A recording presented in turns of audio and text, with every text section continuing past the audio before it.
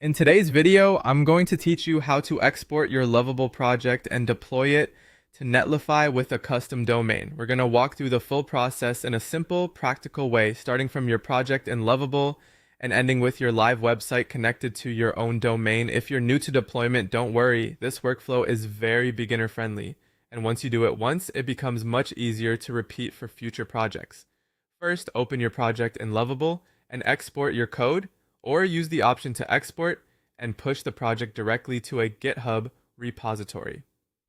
The goal here is to make sure your project files are available in GitHub because Netlify will pull the code from there during deployment. If you're given both export options, choose the one that best fits your setup, but make sure the final result is a repository in your GitHub account containing your project code. After that, go to Netlify. From the dashboard, click Add New Site, then choose Import an existing project. Netlify will ask you to connect to a Git provider, so go ahead and connect your GitHub account if you haven't already. This step allows Netlify to access your repositories and create deployments directly from your codebase. Once GitHub is connected, find and select the repository that contains the Lovable project you just exported. Netlify will then ask for your build settings. In the build command field, enter npm run build. This tells Netlify how to generate the production-ready version of your site.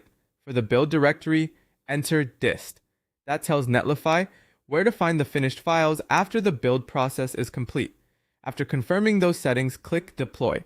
Now give Netlify a little time to build and publish the site.